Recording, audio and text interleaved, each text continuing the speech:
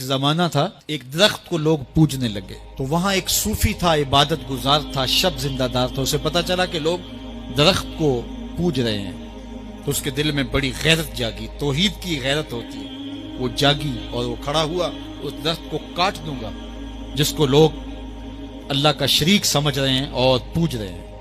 ہاتھ میں کلہاڑا پکڑا اور اس درخت کو کاٹنے کے لیے نکلا۔ راستے کے اندر شیطان کھڑا تھا، اس نے کہا میں تو نہیں جانے دوں گا، اور شیطان نے راستہ روکا، اس نے پٹک کے شیطان کو زمین پہ مارا اور اس کی چھاتی پہ بیٹھ گیا۔ شیطان بہت مکار ہے اور وہ ہر ایک کو ایک طریقے سے نہیں لوٹتا، اس کے بڑے مکر و فریب اور دجل و تلبیسات ہیں۔ اس نے دوسرا طریقہ اختیار کیا، اس نے کہا جناب آپ عبادت گزار ہیں، تہجد گزار ہیں، شب زندہ دار ہیں، آپ درخت کو کاٹیں گے، لوگ آپ کے مخالف ہو جائیں گے، پھر آپ کو ان کے مقابل کھڑا ہونا پڑے گا، اور سویرے شام لڑائی ہی لڑائی، آپ کی عبادتوں کے وقت میں خلل آئے گا۔ تو آپ نے ان کی قبر میں تھوڑا جانا ہے، آپ کی قبر اپنی ہے، ان کی قبر اپنی ہے، آپ چھوڑیے ان کو۔ اور ساتھ ہی کہا کہ جب آپ مصلی اٹھایا کریں گے تو نیچے سے ایک درہم مل جایا کرے گا آپ کو، تو آپ اس سے اپنے کھانے پینے کا انتظام کر لیا کریں گے اور آپ فارغ البال بھی ہو جائیں گے۔ اس طرح باتوں میں لگایا اور وہ زاہد صاحب واپس آ گئے، نماز پڑھی، مصلی اٹھایا، درہم ملا، بڑے خوش ہوئے اور دلیلیں تراشنے لگے، واقعی مجھے کیا لگی، تمہیں غیر سے کیا، تم اپنی نبیڑو، تم اپنی قبر میں جانا ہے، جائیں وہ بھاڑ میں، مجھے کیا لگے، مجھے ان کے بارے میں کیا پوچھا جانا ہے۔ نمازیں پڑھتا ہے، ہر نماز کے بعد مصلی اٹھاتا ہے تو ایک درہم ملتا ہے۔ کافی دن گزر گیا، دل بھی آہستہ آہستہ مردہ ہو گیا۔ ایک دن مصلی اٹھایا تو کوئی درہم نہیں نکلا، پھر دوبارہ کلہاڑا اٹھایا، اٹھا، راستے میں پھر شیطان کھڑا تھا، کہا کدھر جا رہے ہو، کہا درخت کو کاٹنے جا رہا ہوں۔ شیطان نے کہا میں تو نہیں جانے دوں گا۔ اس کو تجربہ تھا کہ میں اس کو پٹک کے زمین پہ مارا تھا، یہ میرے سے طاقتور تو ہے ہی نہیں۔ اس نے پھر گریبان سے پکڑ لیا، شیطان نے پٹک کے زمین پہ مارا اور چھاتی پہ بیٹھ گیا۔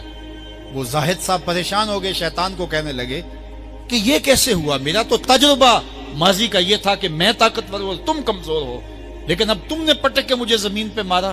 تو کہا صاحب اس دن تم اللہ کی رضا کے لیے جا رہے تھے، آج تم درہم کے لیے جا رہے ہو۔ تو جب عمل میں خلوص نہیں رہتا تو پھر عمل نہیں رہتا، عمل میں قوت نہیں رہتی، پھر سجدے بے روح ہو جاتے ہیں، نمازیں بے ذوق ہو جاتی ہیں، صفیں کج دل پریشاں، سجدے بے ذوق کہ وہ جذبے اندروں باقی نہیں۔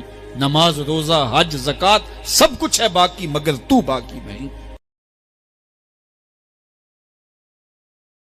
آقا کریم بیٹھے تھے کہ ایک شخص آیا، صحابہ فرماتے آثار سفر اس کے بدن سے حویدہ نہیں تھے، سفید لباس پہنا تھا، سیاہ اس کے بال تھے، اور وہ مدینے کا رہنے والا نہیں تھا لیکن مسافر لگتا نہیں تھا، اور حضور کے سامنے وہ دو زانو ہو کے بیٹھ جاتا ہے اور حضور سے مختلف سوال کرتا ہے، اور جب آقا کریم اس کو جواب دیتے ہیں تو وہ کہتا ہاں بالکل آپ نے سچ کہا۔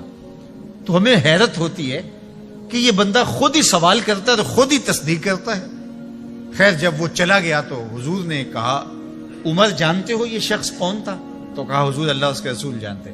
تو آقا کریم نے فرمایا کہ یہ جبریل تھا جو تمہیں تمہارا دین سکھانے آیا۔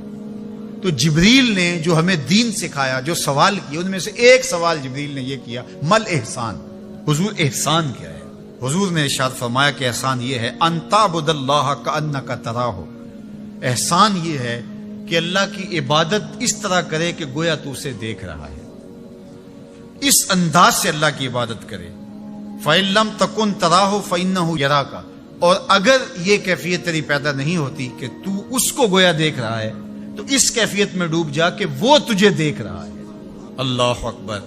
حضرت عقبہ بن عامر رضی اللہ تعالیٰ عنہ فرماتے ہیں میں حضور کی خدمت میں حاضر ہوا، حضور نے یہ بات ارشاد فرمائی سل من قطعک وعات من حرمک واعف عمن ظلمک، تین باتیں فرمائی۔ جو تجھ سے تعلق توڑے تو اس سے تعلق جوڑ، جو تجھے محروم رکھے تو اس کو عطا کر، اس کی جھولیاں بھر دے، جو تیرے اوپر ظلم کرے تو اس کو معاف کر دے۔ تو حضور نے یہاں صلہ رحمی کا حکم دیا۔ ایک دن میرے حضور علیہ السلام بھوک کی شدت سے مسجد سے باہر نکلے، 2 صحابی بھی ساتھ میں تھے۔ میرے حضور علیہ السلام چلتے چلتے حضرت ابو ایوب انصاری کے گھر سے گزرے۔ جب حضرت ابو ایوب انصاری کے گھر سے گزرے تو وہ خوشبو رسول سونگ کر جلدی جلدی گھر سے باہر آ گئے۔ حضور علیہ السلام کی بارگاہ میں عرض کی کہ بندہ نواز مجھے بھی چند لمحوں کے لیے میزبانی کا شرف بخش دیں، مجھے بھی چند لمحوں کے لیے خدمت کا موقع عطا کر دیں، آپ میرے گھر میں تشریف لے آئیں، کچھ کھا پی کے جائیں۔ یہ سن کر میرے حضور علیہ السلام نے فرمایا اچھا ابو ایوب جیسے آپ کی مرضی۔ حضرت ابو ایوب میرے حضور علیہ السلام کو اپنے گھر لے چٹائی بچھائی، میرے حضور علیہ السلام کو چٹائی کے اوپر بٹھایا، خود ایک بکرا ذبح کر کے گھر والوں کو دیا، جلدی کرو کھانا تیار کرو، میرے آقا کو بھوک لگی ہوئی ہے۔ میرے آقا کا چہرہ بتا رہا ہے کہ میرے آقا کو بھوک نے تڑپایا ہوا ہے، جلدی کرو کھانا تیار کرو، میرے حضور کو بھوک لگی ہوئی ہے۔ گوشت گھر میں دے کر ابو ایوب میرے حضور علیہ السلام کی خدمت میں حاضر ہوئے۔ جب میرے حضور علیہ السلام کا چہرہ مبارک دیکھا